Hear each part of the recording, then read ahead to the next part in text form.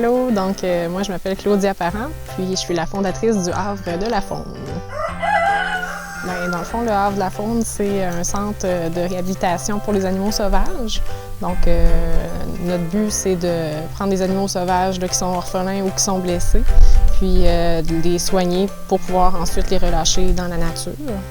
Les animaux qu'on ne pourra pas relâcher dans la nature pour une raison X, on veut pouvoir les garder à long terme, puis accueillir éventuellement des visiteurs pour qu'ils viennent visiter, voir ces animaux-là.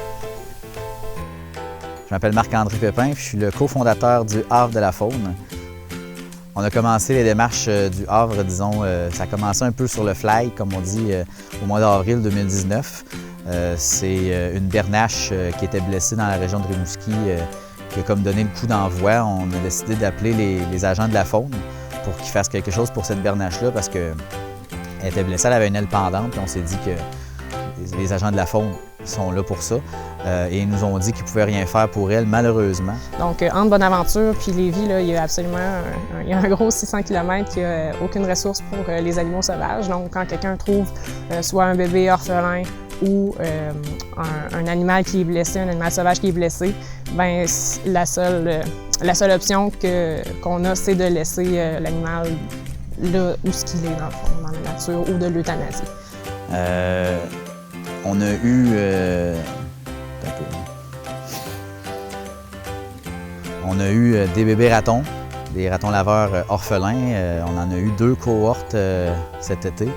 On a eu une oie blanche, on a eu des bébés écureuils, on a eu un orignal, bien sûr. Là. De plus en plus, les gens connaissent notre bébé orignal du nom de mousseline.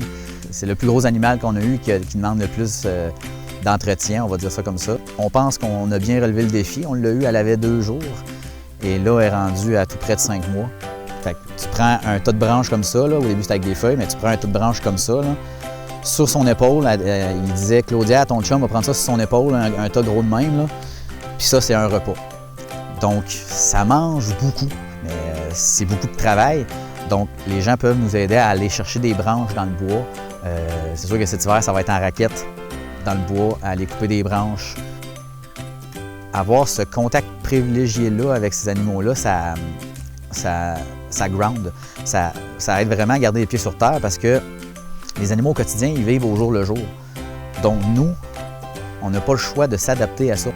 Donc on a pu déjà accueillir quelques animaux là, à notre fermette à Saint-Eugène, mais on veut vraiment, dans le fond, avoir un terrain là, adapté pour ça, qui va être vraiment juste pour le refuge, puis où on va pouvoir accueillir des animaux, puis plus d'animaux, puis avoir du personnel là, qui va pouvoir être là puis en prendre soin à temps plein. Ça prend un terrain qui est boisé parce que c'est des animaux de la faune qu'on réhabilite. Donc avant de les relâcher dans la nature ou les animaux qu'on va garder à temps plein, faut leur faire un habitat qui va être le plus représentatif possible de l'habitat qu'il y aurait dans la nature.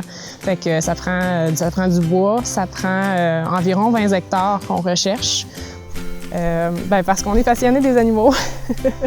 Parce que je te dirais que c'est sûr que ça demande tellement autant de temps, d'énergie puis de sous que quelqu'un qui n'est pas passionné des animaux ne se lance pas là-dedans.